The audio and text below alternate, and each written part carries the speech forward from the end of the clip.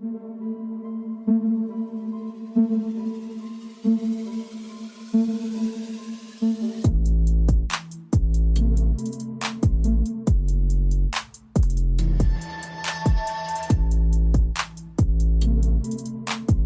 up, everyone? Welcome to the podcast. I'm your host, Isaiah Copon. This is Lift and Learn, episode 3. In this episode, I'll be breaking down the importance of a squat and why you should be doing mobility work. Before that, though, I'll talk a bit about what I've been up to lately, and that might include fitness-related topics, and it might not. If you want to follow the podcast on Instagram, check it out at Lift and Learn Podcast. With that being said, let's get into it. So I recently turned 30 years old. Oh my god, that's crazy to me, but anyways, I got a few gym-related presents, actually. I'm so excited to try out my new shoes. Well, they're new to me, at least. I ended up getting myself the Nike Romaleos 3 XD. I bought them used and managed to find a pretty good-looking pair. I've been looking all over for these shoes, you don't understand. Since April, I've been looking online for any version of the Romaleos, because there's no way I'm paying full retail for those. I think the new ones are like $260, and that's Canadian dollars plus tax. Yeah, no thank you. I'm definitely not willing to pay that much just for lifting shoes. So anyways, I've been looking for them for a few months now, and I went to go see a few of them during the pandemic. I found some pretty nice Romaleos, two in black and another in red, but when I saw them, they were too beat up for me, and I didn't actually want to pull the trigger on those. I also read online that version 1 and 2 of the shoe, I believe, are mainly for squatting only, or movements that involve a squat. Apparently the 3s and the new 4s, they're a bit more functional, if that's the right term to use, so I should be able to use them for squatting or anything else really in the gym. Fast forward to a few weeks ago, I was on Kijiji, and I found these white Nike Romaleos 3 in a white color with the racer blue strap and a red sole area. I mean, if it was up to me, I would get a different color, but since I was looking at used ones, I couldn't really be picky. Also, the 4s are the ones Nike currently sells, but I haven't seen any of those on the used market yet, at least in my area. So I ended up buying the shoes for $150, which I thought was a great deal because the seller actually still had the box, the shoes were in mint condition, and even had that shoe stuffing thing, whatever's inside of them. So he definitely took care of them as opposed to the other ones I checked out. I'm so happy with them. I can't wait to use them in the gym and see how they feel and how different squatting will be. I've been squatting for years in these Nike trainer shoes. I can't even remember what they're called now, but they're pretty decent for squatting or lower body days since they don't have too much of a cushion, no air bubble or whatever, and it's a pretty solid and stable training shoe. But I'm so excited to give the Romaleos a try, and so we'll see how that goes when I get into the gym next and hit my next lower body day. Another present I got from my aunt was the Mark Bell slingshot. Last year, from the same aunt, I actually got microplates, but I haven't used them yet. But I think they'll come in handy as long as I can keep progressing at this current pace. I might be tossing those on some lifts towards the end of the year as I try to hit some of my new strength goals. I'm on pace right now to hit some PRs within a few months, so I'm excited to see how that goes. As long as I don't get injured, things should be okay. But yeah, I got the slingshot, so that's another one I'm excited to try out. I ended up buying the original slingshot in red in an XL, so hopefully that's the right size for me. I haven't even tried putting it on yet, so maybe I should do that.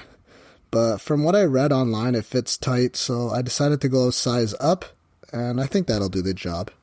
Also, for this model, apparently you're supposed to be working with loads of at least 275 pounds, and I'm not there yet, so I probably won't actually be able to use the slingshot until 2021, but it's something to look forward to and gives me that extra motivation to try to get back to that 315 bench, that 3-plate life. I know next time I touch that weight again, I'm not looking back anymore. Last time I hit a 3-plate bench, I was around 180 pounds. I was just stuffing my face with food. But my focus with training and diet and sleep and all of that has probably never been better than what I've been doing right now. So if I can keep going and stay injury-free, I should be giving myself a pretty good chance to excel at my training and hopefully improving my health in general. And with that being said, let's get into the fitness portion of the show. First question: why you should or need to squat? You're doing yourself a disservice if you're not going to incorporate a movement which engages your full body. If you can't get into a full deep squat, then you're really missing out on a compound movement that will arguably stimulate and activate the most muscles in your body. If done properly, the squat will actually reduce your chances of injury, even if it's knee pain, because it will actually strengthen and stabilize the knee. Of course, there are going to be some exceptions to the rule, but for the most part, everyone should be able to squat, but some people may have lost the ability to over time. Think about how many times you have to get into a squat-like position daily. Getting up from a seated position, if you're a mother, then picking up your baby off the floor, and even something simple like getting up from the toilet seat. You may think that the squat is only a lower body exercise, but there's actually been studies to show that it actually activates your whole core more than something like a plank, which could be seen as one of the most overrated exercises, honestly. And I mean your whole core, your abs and lower back included. That's right, a squat will actually activate your core muscles, and that's simply because you have to brace your core and keep your body upright when going down into a squat. Now I know, fitness is hard and you don't have enough time. Well, when you work out, you want to be as efficient as possible. If you don't squat, yeah, you can of course substitute exercises if you need to, but it's going to be a pretty inefficient idea if you're going to do 5 reps of leg curls instead, or leg extensions, or go around the gym doing other isolation exercises like glute bridges.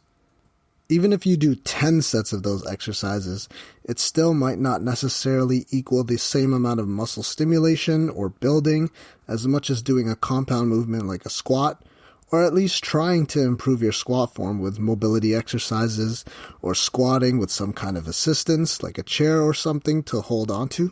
Squatting doesn't need to just be done in the gym to make the intensity harder. Yes, when you're in the gym, you can just keep adding weight onto your back or onto the bar, but there's other ways to make the exercise harder. First of all, you can perform squats anywhere, and there are so many variations that could be viable no matter how in shape or out of shape you may be. Variations include having a band around your knees that you're constantly pushing out against to work more of your abductors. You can slow down the movement, add pulses. You can do a jump squat if you're advanced. Jump squat research shows that it actually increases athletic performance and even sprint speed, so the squat is clearly a tool you want to be using since it could translate that strength to other movements as well. Don't just jump into an advanced movement like a jump squat though, if you're just starting out, because that's going to be a lot of impact on your knees and joints. Even if we think about squatting from just a calorie burning perspective, it's a great exercise because so many muscles are working, which equals more calorie burning, as opposed to something like a donkey kickback or some other isolation glute movement that looks so good when it hits the explore page on social media.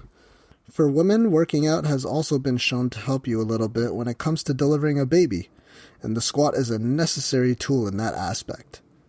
I'm not saying childbirth won't be painful, but squatting could help make your pelvic floor more powerful, and it could ease the pain of delivering a baby just a tiny bit more than if you hadn't done it, probably due to bracing and control over those pelvic muscles. Now, I currently have mostly an older clientele, and most of them can't actually do a squat, but for them, even us practicing squats is a workout.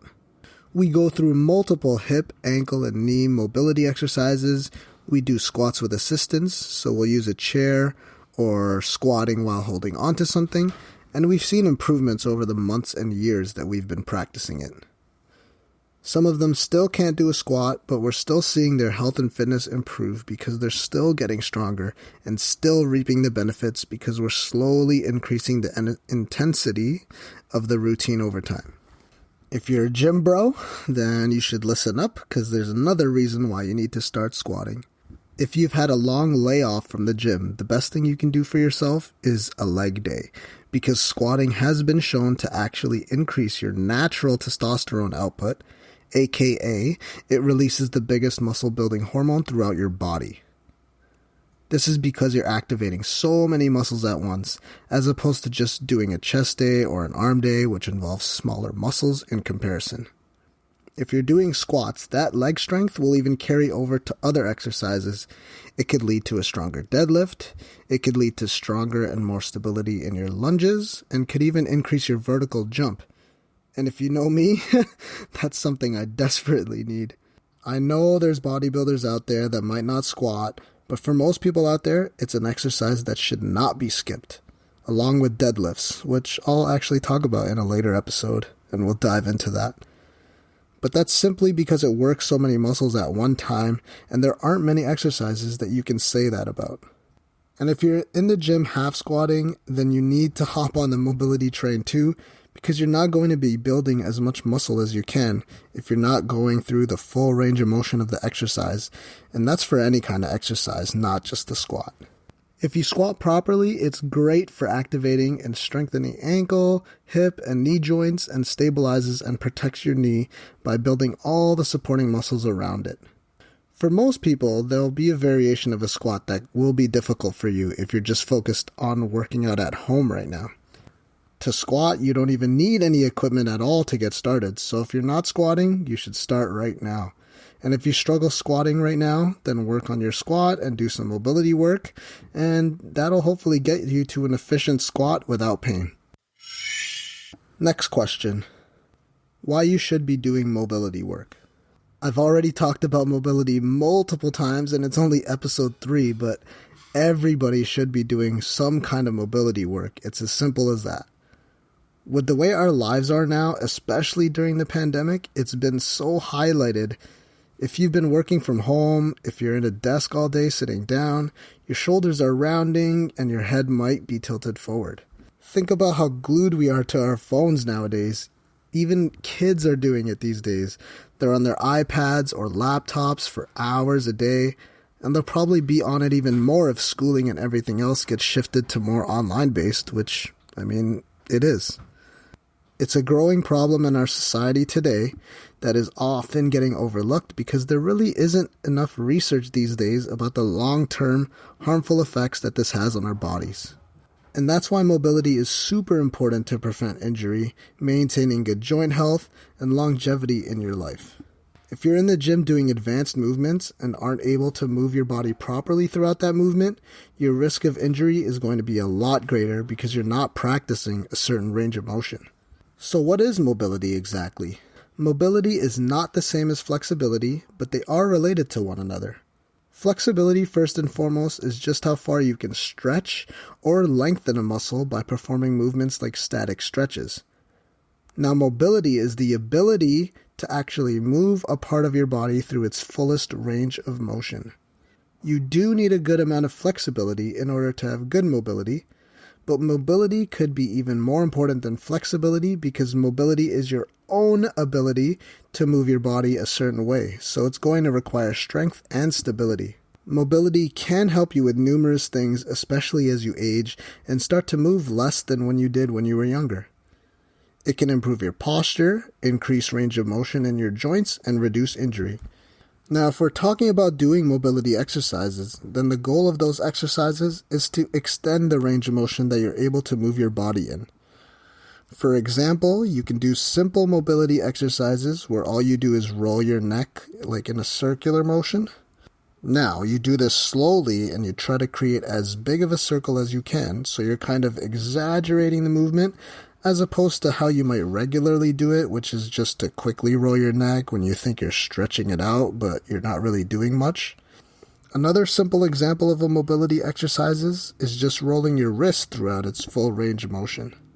Mobility is all about controlling the movements that you're able to do through a single joint or multiple joints at once, depending on how complex the exercise is.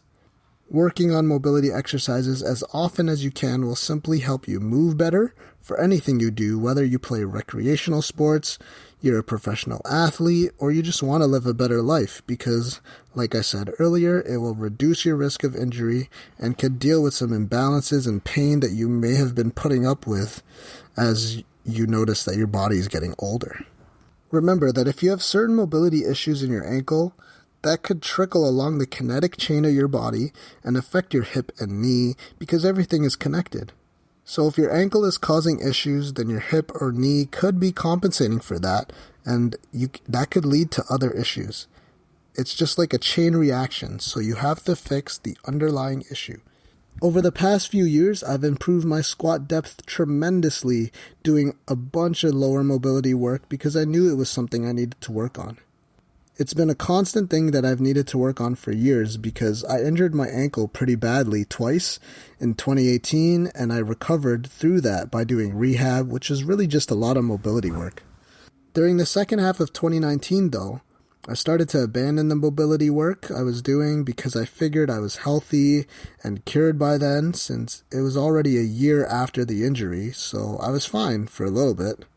Eventually, though, I noticed that my compound lifts started to plateau, especially the squat, and that's because I wasn't really comfortable with more than 275 on my back when I was in the bottom of my squat, so that limited my progress. Well, the pandemic happened, and I eventually got back to adding mobility exercises into my daily routine, and I feel like I'll be able to catch up to my old self and even surpass my old self within the next few months because I've been working on nagging issues that I've always had. Now, I'm still working on mobility because it's still pretty difficult for me to get into the bottom of an overhead squat position, so that's my main focus right now. I've seen the benefits of doing mobility work firsthand, so I've started introducing it to my clients earlier this year, and it's led to some great things. Now, we know that if your joint mobility is limited, that could actually lead to things like chronic pain, and that's exactly what was happening to a client of mine. When I first met her, she was telling me that she wouldn't be able to barbell squat because she gets a pain in the side of her glute. After the assessment, I find out that she's had this pain in her glute for years, but she just figured that it was due to getting old. I remember her telling me she'd get the pain if she goes on her long walks or if she squats down, but doesn't feel any pain in the lunge. So we focused on doing lunges in the meantime when it came to her resistance training, but part of her daily workouts now were some mobility exercises. Simple things like rolling out her ankles, doing some frog stretches where she's being active in the movement, occasional foam rolling, and a few other things. And after a few months, actually, we were in the gym putting 95 pounds on her barbell back squat, pain-free. I ended up bringing up that pain she mentioned a few months ago, and she told me that she actually stopped having the pain from just doing these few exercises for just a few minutes daily. That's all it took. Now, obviously, some people's place on the pain scale may be higher than others, and it could take a lot longer and more work than just doing mobility exercises, but it's a step in the right direction. And for everyone out there, it's good to just start adding mobility exercises into your routines. Now is a great time to start, especially if the pandemic is still forcing you to be at home and possibly away from the gym. For me, the gyms are open, but I've already gotten into the routine of doing mobility exercises throughout the day because I'm trying to take advantage of the good weather since my home gym is in my backyard right now. When the gyms were closed, I did my home workout, I did some mobility exercises to get even more movement in. If you're at home doing nothing right now because the gyms are still closed where you are, then you should definitely start doing some mobility exercises because you're probably the ones who need it the most, to be honest. It's easy these days to get into the habit of just watching Netflix or YouTube all day. I see it all the time with my clients' kids since they haven't been in school. And yeah, if you're young, you can probably get away with it, but mobility-related issues continue to be a problem in today's world, and it's only going to get worse.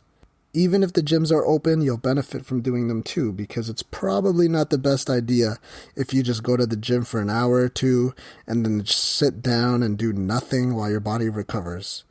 Yeah, I mean, I did that when I was younger too, but if you're more active during the recovery process, the chances are you'll grow more and be healthier. This is actually something I had to learn along the way, because the majority of my clients are elderly people over 50, and I'm not in there telling them to squat, bench, deadlift every day, because that's going to be pretty tough for them to do. They all tell me they have pain in so-and-so area, or they have trouble doing basic tasks like going up and down the stairs. Their problems are basically all mobility problems when it comes down to it, because they've spent years neglecting physical activity, and that's caused them to lose strength and balance while walking over time. They might have chronic hip and knee problems at this point in their lives too. The process is slow for them, but mobility will help them strengthen certain joints they need to be able to live an independent life. At first, I just get them to get used to doing squats. So whatever range of mobility they have, I let them get used to actually being in a squat, regardless of how low they can go. The best way to work on mobility is to actually do the exercise to the best of their ability and just sit in the hardest part of the movement. So for my clients, I let them sit in the squat, and they'll slowly start to actually strengthen all the muscles involved. If it's a squat, you could just basically start by coming out of a chair with some assistance, and then eventually you'd want to progress to having no assistance or not using your hands. Then you might have them squat as low as possible while holding on to something. After doing all these basic things for just a few weeks, the client may realize that they're actually getting stronger in said movement. And you might even notice that their depth has actually improved by an inch or two, and then you just work from there, really. For me, like I said, something I'm working on is the close grip overhead squat. So what am I doing? Well, every day, a few times a day, I'll spend a few minutes sitting as low as I can in the squat while keeping my arms in the air by my ears pointed to the sky. I've been doing these pretty much every day in my backyard. I have this little area that I have to sweep with a broom, so that's what I've been using. I've been using this broom overhead and trying to get as low as I can in a squat while keeping the broom over my head. At this point, even getting to 90 degrees with my hips near the bottom is pretty difficult because I think I'm lacking some thoracic mobility and my upper body hunches forward. But I've seen progress from just doing that along with target-specific mobility movements. All you have to do is just be consistent with it, even though it can be boring sometimes and it seems like you're not making progress, but you should start seeing progress after a few weeks or months like me and my clients have. For me, when I got to my strongest points in my lifting career so far, that's when I tended to get hurt. I had to miss bench sessions because my elbow hurt, or the typical knee pain so I can't squat or have to skip a leg day. I've been through those minor injuries before, and if you don't get to the prime issue, then it's going to be a nagging point for you for a long time, and that will eventually stop you from progressing to a better point. This is something that I had to learn after my own injuries because I didn't know what the solution was at the time. So how can you start getting into mobility routines? Well, I like to browse YouTube and try all different kinds of routines, but I don't know if you've heard of this guy, Tom Merrick. He has some great information and routines in regards to mobility. And hey, you made it this far listening to my voice, so check out my Instagram at isaiah.copon and follow along there where I'll be doing #mobility Mondays every Monday, of course, and I'll be doing that for a few weeks, so maybe that can kickstart you in your own mobility journey. Anyways, thanks for listening. If you really enjoyed the episode or my podcast as a whole, then please leave a review and comment on iTunes or whatever your choice of podcast platform is. Also, if you haven't already, you should hit that subscribe button because I'll be releasing episodes every single Friday. If you want to follow the podcast, you can check out @LiftAndLearnPodcast on Instagram. See you next week with another episode where I'll be talking about ways to stop plateaus and why you should not be intermittent fasting if you want to lose weight. Thanks, guys. See you next week.